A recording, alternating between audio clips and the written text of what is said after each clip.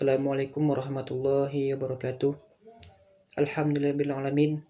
Wassalatu wassalamu ala asrafil anbiya'i wal mursalin wa ala alihi wa sahbihi rasulillahi ajmain. Asyhadu an la ilaha illallah wahdahu la syarikalah wa asyhadu anna Muhammadan abduhu wa rasuluh sallallahu alaihi wasallam la nabiyya ba'da amma ba'du. Yang saya hormati kepada para kita, yakni Dr. Asmendri SAG MPD, seterusnya kepada ibu-ibu, bapak-bapak yang sedang melaksanakan perkuliahan pada siang hari ini. Sebelum itu, marilah kita buka perkuliahan kita pada siang hari ini dengan membacakan basmalah. Bismillahirrahmanirrahim.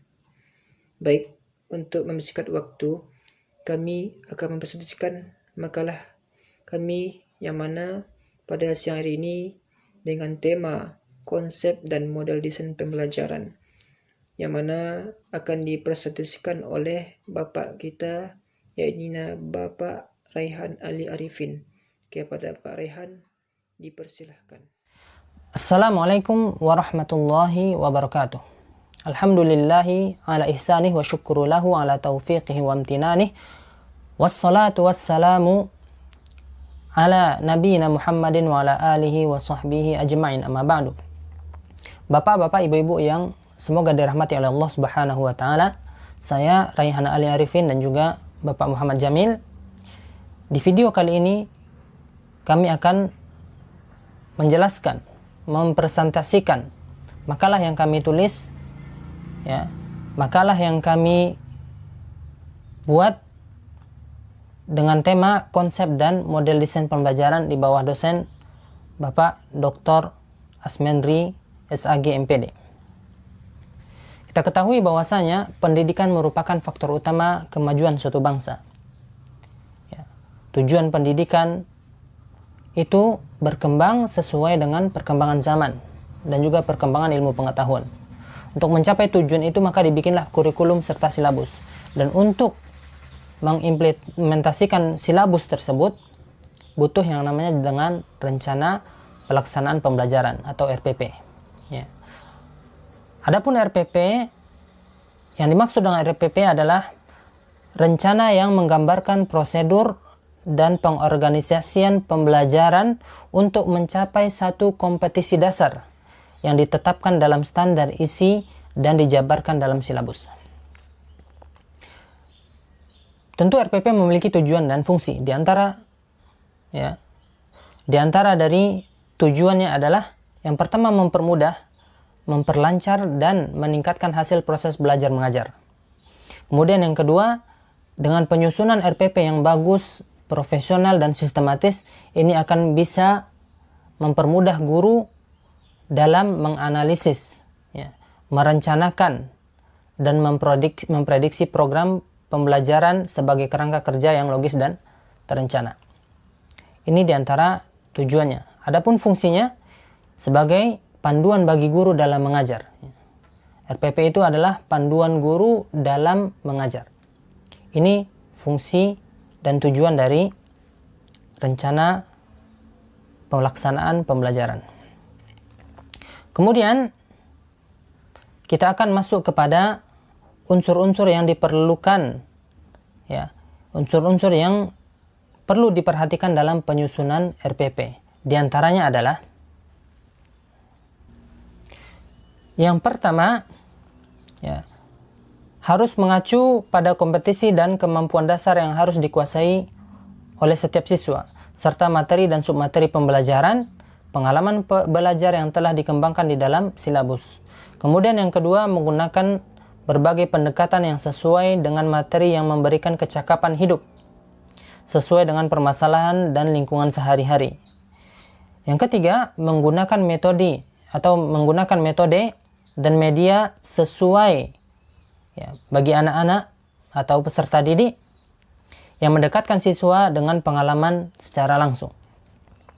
Kemudian yang keempat, penilaian dengan sistem pengujian menyeluruh dan berkelanjutan didasarkan pada sistem pengujian yang dikembangkan selaras dengan pengembangan silabus. Ini unsur-unsur yang perlu diperhatikan dalam penyusunan RPP.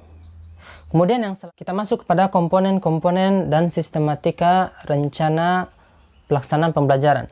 Yang pertama itu ada identitas mata pelajaran, meliputi satuan pendidikan, ya, kelas, semester, dan lain-lainnya. Kemudian yang kedua adanya standar kompetisi. Kemudian yang ketiga adanya kompetisi dasar. Yang keempat adanya indikator pencapaian. Kemudian yang selanjutnya tujuan pembelajaran, kemudian materi ajar, alokasi waktu, metode pembelajaran, kegiatan pembelajaran, kemudian selanjutnya yang ke-10 itu ada penilaian hasil belajar, dan yang terakhir adanya sumber belajar penentuan. Kemudian Bapak Ibu yang semoga dirahmati oleh Allah Subhanahu wa taala, adapun prinsip-prinsip penyusunan rencana pelaksanaan pembelajaran atau RPP, diantaranya adalah yang pertama memperhatikan perbedaan individu peserta didik. Yang kedua, mendorong partisipasi aktif peserta didik. Ya. Kemudian yang ketiga, mengembangkan budaya membaca dan menulis. Kemudian yang keempat, memberikan umpan balik. Dan tindak lanjut RPP, memuat rancangan program pemberian umpan baik positif, ya, penguatan penggayaan dan juga remedi. Kemudian yang kelima, keterkaitan dan keterpaduan RPP. Ya, RPP disusun dengan memperhatikan keterkaitan, keterpaduan antara SK, KD, materi pelajaran, ya. Kemudian juga kegiatan pembelajaran, indikator, pencapaian kompetisi, dan sumber belajar dalam satu keutuhan pengalaman pelajaran atau pengalaman belajar.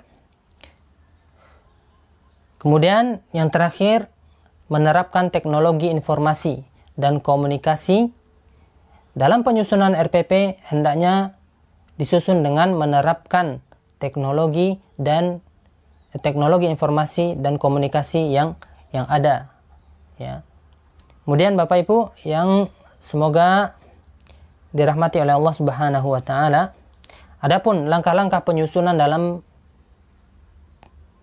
rencana pelaksanaan pembelajaran, ya, menurut Kunandar, ya, langkah-langkah menyusun suatu RPP meliputi beberapa hal. Yang pertama, ya, membuat identitas mata pelajaran, kemudian standar kompetisi dan kompetisi dasar, kemudian juga menuliskan indikator pengembangan, dan juga menuliskan materi pelajaran, kemudian tujuan pelajaran, dan juga strategi atau skenario pembelajaran yang akan dilakukan. Kemudian adanya sarana atau sumber pelajaran dalam proses belajar mengajar. Kemudian 8, adanya penilaian dan tindak lanjut. Ya, ini ya, yang dapat kami sampaikan dari isi makalah kami. Ya. Adapun kesalahan dan kekurangan yang ada itu murni dari diri kami, ya, dari kekurangan kami, dan adapun kalau yang kami sampaikan itu adalah sebuah kebenaran, itu adalah murni atas pertolongan Allah Subhanahu wa taala. Wa naktafi bihadza, sallallahu ala nabiyina Muhammadin wa ala alihi wa sahbihi wasallam.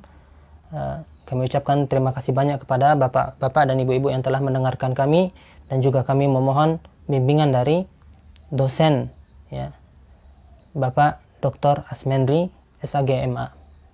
Wabillahi taufik. Assalamualaikum warahmatullahi wabarakatuh. Itulah presentasi makalah kami pada siang hari ini. Sebelum makalah ini kita tutup, kami minta kepada bapak-bapak, ibu-ibu sekalian untuk memberikan ketika dan sarannya membangun demi kesempurnaan makalah ke depannya. Mungkin itu saja. Sekian, terima kasih. Assalamualaikum warahmatullahi wabarakatuh.